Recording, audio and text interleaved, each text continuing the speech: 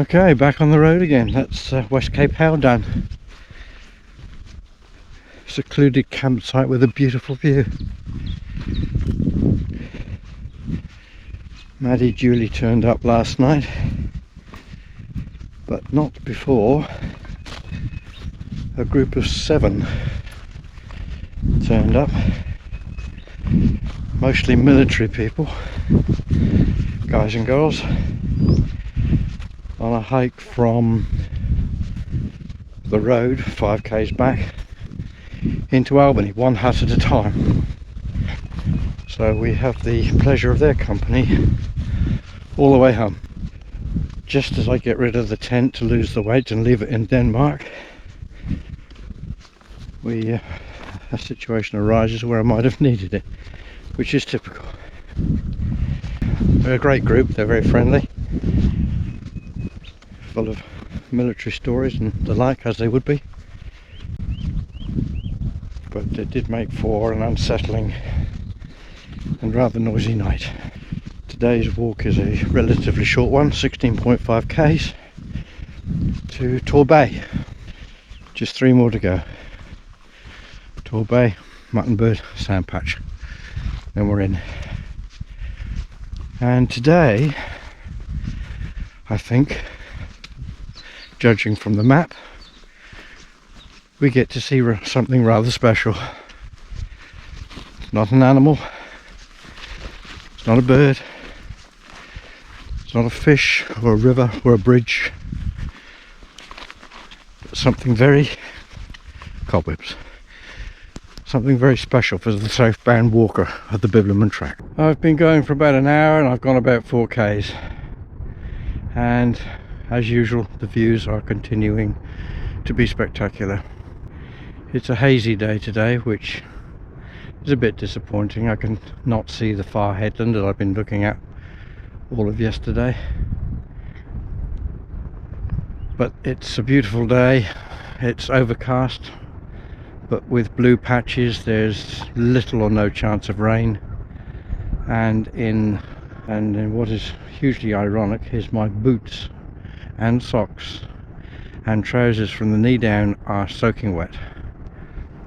Walking through this low-level gorse early in the morning after a drizzly night has made them as wet as if I just wandered through a stream.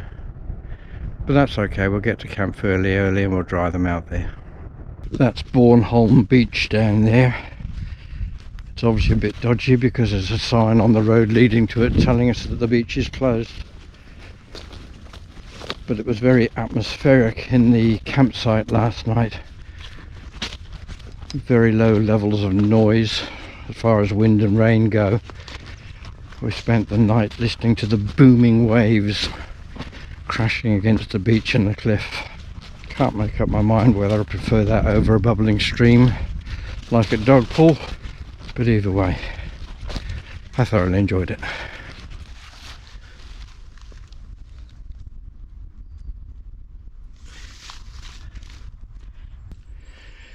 No snakes today. Might be a bit cool for them, hopefully.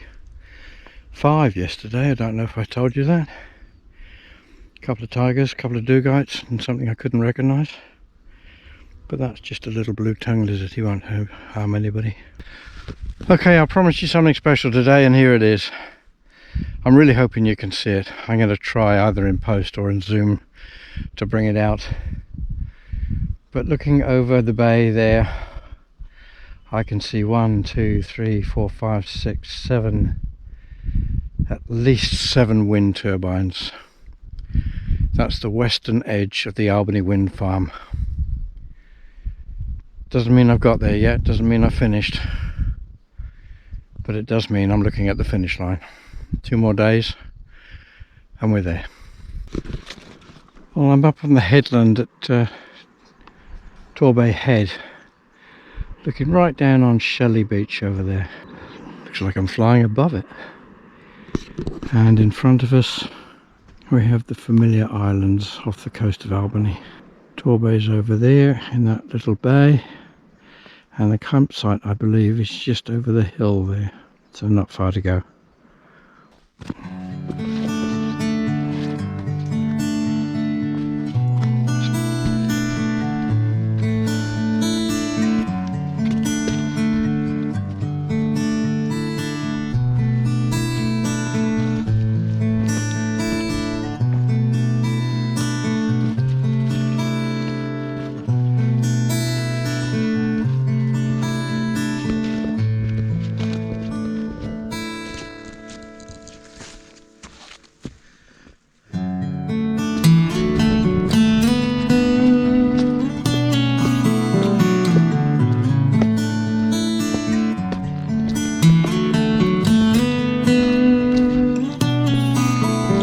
back on the granite again.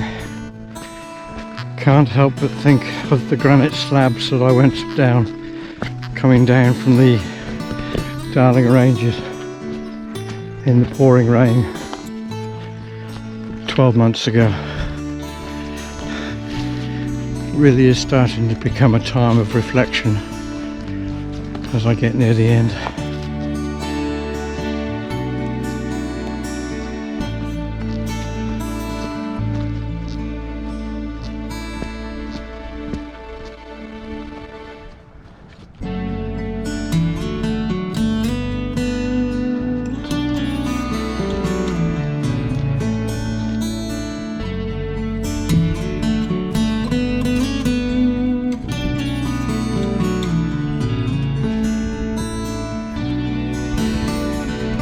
It's 11 o'clock, I've been going for 4 hours.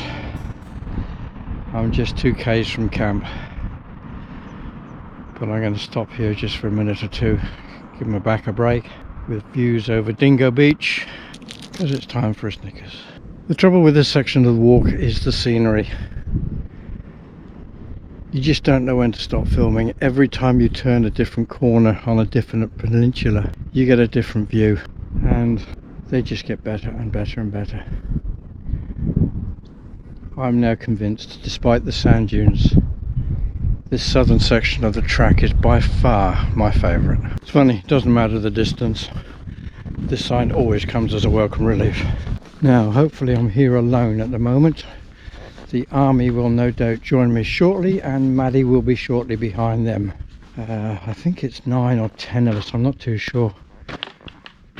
Hope any northbound walkers. It's going to make it even more crowded. But we're here. This is Torbay, and this is the campsite for tonight. Initially alone at the campsite, I was soon joined by Millie, a local jogger who stopped by to refill her water bottle. We had a quick chat before she ran on, and I retired to the dining table for another moment of reflection. That's some view from your dinner table, isn't it? As I reach the hut here at Torbay tonight, I'd like to do the second of some thoughts that I have as I'm going along the track.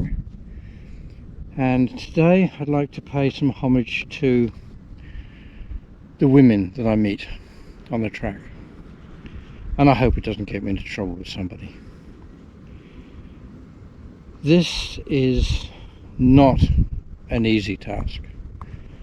There are people who make it look easy, and I think there are people who want to make it look easy and find it hard, but for me it's just not an easy thing to do. It's probably one of the hardest things I've ever done in my life. And about 30% of the people I meet on the track are women, and I have to tell you that these women amaze me. It has to be harder for them to do than it would be for a male. They're carrying the same weight in the same packs on generally smaller and lighter frames with less muscle mass. Their toilet needs are different, their mental needs are different, and yet in every case I've met, they all do it with a skip in their step and a smile on their face. And they just amaze me. In particular, I'm thinking of the end-to-enders that I met last year, Sabrina and Lorraine, both of which I know completed this trek from end to end. Sabrina I've caught up with post-walk, and Lorraine is listed in the Bibbulmun Foundation magazine as having done. The walkers I've met this time round, Jodie and Jeanette, they are still following on behind me, I presume, on their way down. Then there of course is Maddie, who I've spent the last week with, and then of course there's Julia. I met Julia at Wali on my trip south, along with Lorraine this time last year, on her successful end-to-end last year. and I've met her again on her return trip this year going north on a sectional drive. All of you amaze me. I thank you for your company. I thank you for your time. I love you all, and I wish you all the best in whatever you do in the future. Returning to the shelter, I found that the army had once again moved in. However, tonight, most of them, and Maddie, decided to use the tent sites, leaving only 2 of us in the hut, giving everyone a much quieter night.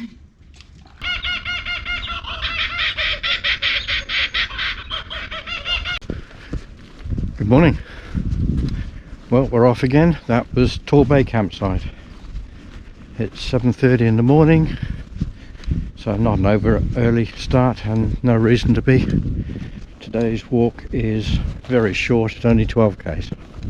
The army are getting ready to leave. They've had their breakfast.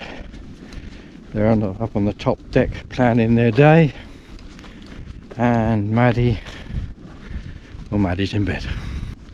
Only 2 of us slept in the hut, in the shelter last night, as opposed to the 6 or 7 last night, I don't remember.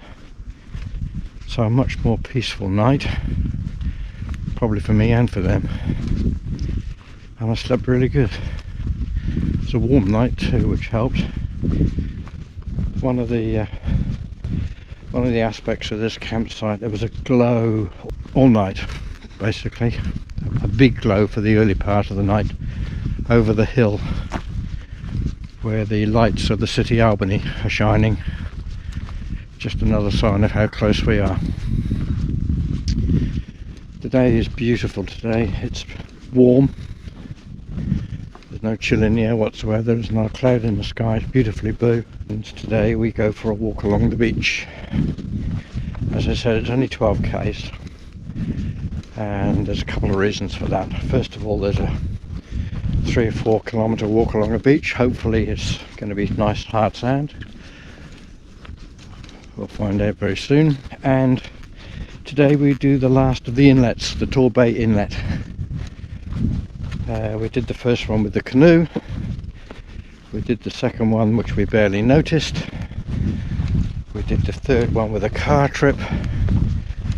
And now we do the fourth, and the fourth is like the second. We just don't know what we're going to expect. It's a sandbar that's broken either by the river flowing downstream or by the tide flowing upstream. Now we get various stories to how this inlet might be. It might be calf deep, it might be knee deep, and we've had stories where people have had to go over with their backpacks on their head because it was chest deep. So in an hour or two we'll find out.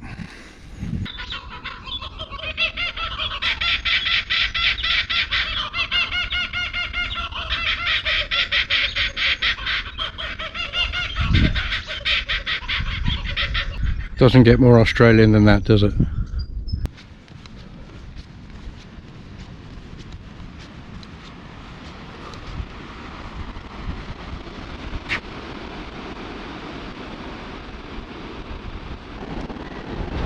This is Perkins Beach, and it's ironic, for the first time ever on a track I can see my entire day in front of me.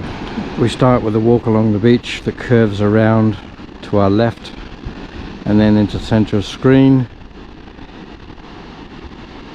Away there in the middle distance we see the rocky point. That's got a diversion around it these days. They do not want us rounding that point. They say it's too dangerous. A little bit further on to the right we have the inlet, which from here appears to be just nothing more than a sandbar. We carry on around the beach to the curve to the middle of the screen, where we see a point sticking out. You probably can't, it's right in the middle of the sunlight right now. And then we climb back up into the dunes, and just at the foot of where that first wind turbine is, that's our camp for the night. How the day goes is rather going to depend on how hard that beach is. It's an incoming tide, which doesn't bode well because the soft sand would have dried out overnight and it could well be a bit of a fight.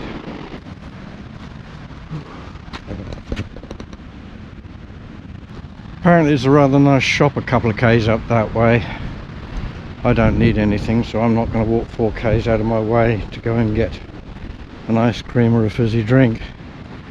I know it's Maddie's intent to try and do so. She's out of gas, and I think she's rather hoping that she might get a canister there. I didn't want to burst a bubble, but I don't actually think they'll stock gas there.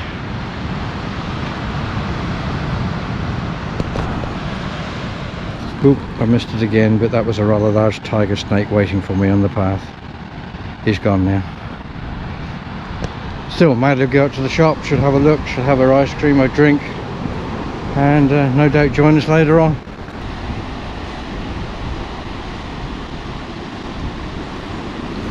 A couple of early morning walkers, let's go find out what this beach is like. Well, so far so good. Hard as rock at the minute. If it's all the way around like this, I should be happy bunny. And yes, sunglasses. Been carrying them in the bag for 4 weeks now. Haven't even taken them out, but now it becomes essential. I'm glad I packed them.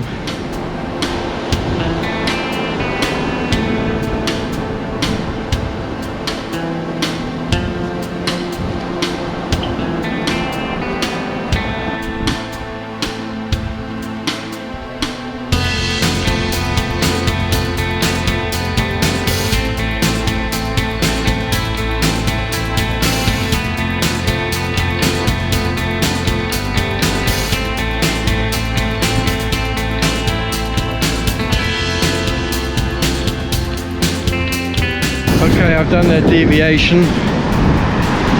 That's the rocky point they did not want us walking around. They reckon it's too dangerous to do. On a low tide I might have risked it, on an incoming wasn't too keen, so went around the deviation, but now I'm back on the beach. And still glad to see that the sand is as hard as rock. Next little obstacle is going to be the Torbay inlet. See what that presents us with.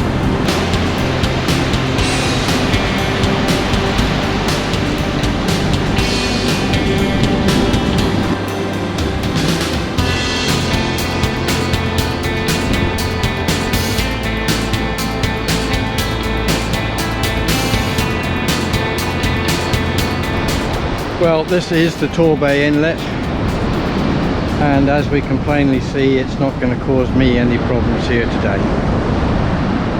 We are still 3 hours off high tide, but it's a very low high tide today, a neap tide I'm guessing, and I just can't see it presenting any problems to anybody today. Maddie is going to be very disappointed. She described the last one as the Bibbulmun's biggest disappointment, and she was rather hoping to have to wade this one. Well, all she's going to have to do is walk across the sandbar. We can see we've got the inlet just over here to our left. Pan around, this is the sandbar that blocks it off from the ocean, and round to the ocean. I don't think the tide's going to come up a whole lot more in the next 3 hours, and certainly not enough to cover that sound. So that's it, all the inlets are done. Canoed, walked or driven. Right, well that's the beach done. Relatively easy. As far as I know, that's the last time I walk on a beach. Now we've got to climb off the beach, and it's a long way up.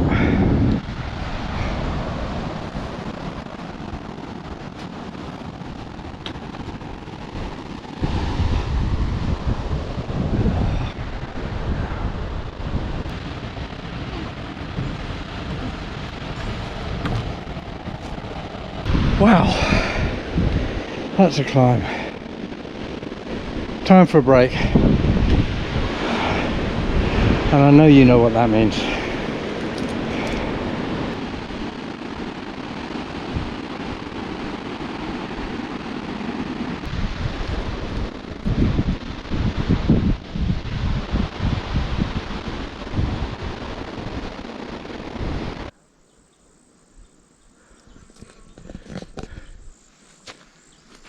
Seems like I'm surrounded by the armed forces today.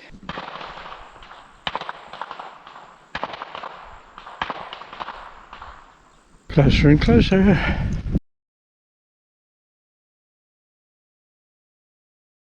Now, Mutton campsite is before the first turbine, so I can only be a matter of minutes away from it. I'm going to assume that I'm going to be first there, because nobody from the army has overtaken me, which is surprising actually. I expect they've all gone to the shop along with Maddie. They were all talking about it yesterday. It'll give me an hour or two peace and quiet at the campsite before any of them turn up. Unless of course there are any northbound walkers there, and I would have thought it'd be a bit early for them. So we'll see. Should be there any minute, I think. That's most of our walk tomorrow. Next camp on is Sand Patch, although I think at this stage we won't be staying there. I've yet to make that decision. That decision is imminent. I'll let you know. So here we have another snake, and they all do the same thing. For everybody else they stay on the path while they photograph them. For me they disappear as quickly as a flash. I will get one, I swear I will get one. Out this great big beastie. I don't know what he is. Maybe a dugite. Mr. Snakey, please go away from the path. Okay, I'm thumping my feet and he's just like, no, it's not going to move. Great. Okay. You know what? Maybe I'll go around the bush. I'll just go around the other side of that scrub.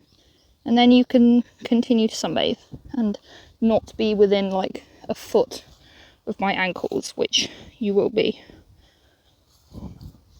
Bye! Interesting. It looks like there's a path here already. Do you sit here every morning and scare people around this bush? Right, here we go. Better than risking getting flipping killed by snake bite 2 days from the end. Yeah, he's not bothered. He's not bothered. You're not bothered, are you? You're very handsome. Very handsome. He's watching me. He's watching me. Alright, I'll leave you alone. Bye!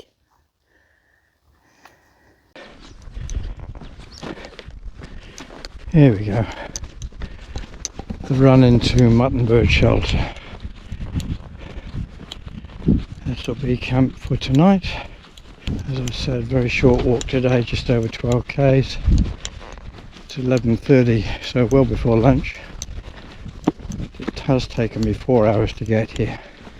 That said, I did spend the best part of half an hour loitering at the beach, enjoying the cool breeze.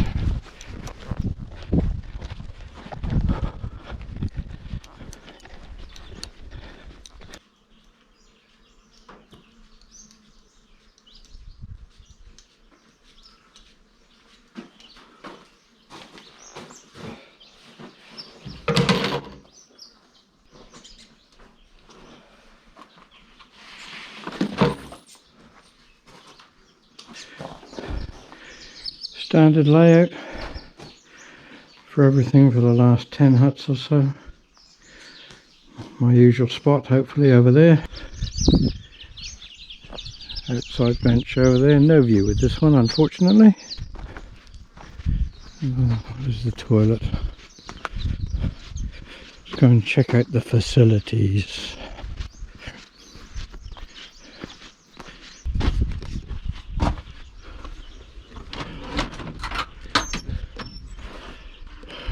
No loo roll. Bring your own.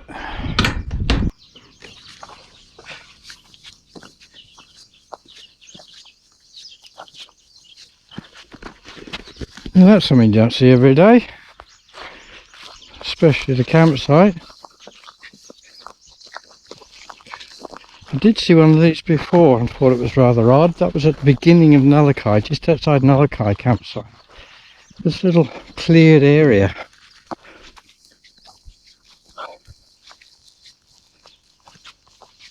Looks like somebody mows it regularly, but then it's all explained with this little sign at the end. An emergency site for helicopters. So that's reassuring. If you get really badly injured or sick at Mutton Bird campsite, helicopter, right here, right now. Right, time to do the paperwork for the second to last time. We will be staying here tonight. I have decided that I will be passing straight through Sand Patch tomorrow. I will not be staying my last night on the track at Sand Patch. It's 12 k's from here to Sand Patch. It's a further 12 k's from Sand Patch to the end at Albany. This end of the walk, I should be able to do that reasonably easily. And if I leave here at my normal sort of time tomorrow at around about 7:30, 8 o'clock, should be at Sand Patch by no later than 11. And I could have finished the whole thing by 2, 3 o'clock in the afternoon. Jill, Robin and Poppy are due to be in Albany tomorrow afternoon at some stage. And I might just as well spend Thursday night with them rather than stuck out at Sand Patch. Bed's all set up. This will be the last one, last hut, last camp. When I pack it up tomorrow, don't know whether I'll ever get it out again. Paddy's coming. How do I know?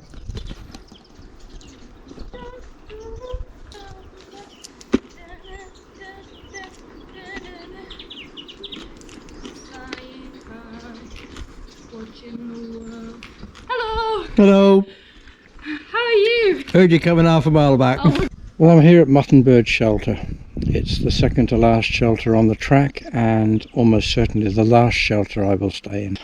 After the last two shelters, a little bit of a talk. Just one more today. Hopefully a little bit more serious in nature, because this is something I've been thinking about most of my walk down the track this time round. As I've trekked these last 5 weeks now, wandering my way through the wilderness of southwest Western Australia, I have cause to thank the fact that I have my health and my faculties to such an extent that I can do this. And it becomes very apparent many times in my thoughts of other members of my family that there are others who do not have that luck. There's a very special woman in our family, Bella's maternal grandmother. I've mentioned her a couple of times in the videos. Her name is Viv. And she is not so lucky, unfortunately. As I waste my time in the bush here, she is at home, quite literally, in the fight of her life, fighting for her life. A breast cancer survivor from 5-6 years ago. Just recently, Viv received the news that no breast cancer survivor wants to hear. And as we speak, she is undergoing radical chemotherapy once again to try and fight this horrible disease. This track is not an easy thing to do. It's probably one of the hardest things I've ever done. And I have to tell you that I have to draw encouragement from within, from many sources. And I can tell you now that when I get really down, either mentally or physically, one of the things I draw on is Viv, because I keep telling myself, no matter how hard it is, no matter how steep this hill is, no matter how cold this night is or how wet this rain is, Doesn't matter which part of me is hurting today, I think of Viv, because I know damn well that however bad it is for me, right here, right now, it's worse for her. And that drives me on to pick myself up and just get on with the job that I'm doing. This walk was never meant to be a fundraiser. I'm not a fundraising person. I don't generally get involved in that sort of thing. But over the last couple of weeks, thinking about this, I have come to the decision that at the end of this trip, being that I will do little or no hiking from now on, I will sell as much of the equipment that I've got that is reusable to anybody else. Things like this. It's an invaluable little tool. It's a valuable little tool, but I won't ever need it again. And from the proceeds of those sales and making up any shortfall, I will be donating to a breast cancer fund of some description. When I get home, the sum of $1,007. The Bibbulmun track is 1,007 kilometers long, and supposedly anybody who walks it has walked that distance. I will be donating that sum of money to a breast cancer fund, $1 for every kilometer the track is in length. And I would like to think that maybe some of you would do the same. I have a small audience. It was only ever designed for a small audience, but I don't expect you to match it, of course. But if you can, please donate something. If you've enjoyed the videos, donate some money. If you haven't enjoyed the videos, donate some money. If you stumbled across these videos by accident, please donate some money. I believe we are winning the battle against breast cancer, but it can't be done without funds and as much money as can be raised to help fight this horrible, insidious disease that keeps on taking the lives of our mothers, our wives, our sisters and our daughters. Any bit will help. And if I can raise just a little bit of money to put towards one of these charities, then at least I will think this trip has been more than worthwhile. If you'd like to donate and boast about it, please put something in the comments below. Tell me what you've donated so I can thank you in person. If you want to do it anonymously, that's fine by me, but please think about donating something here, now, today.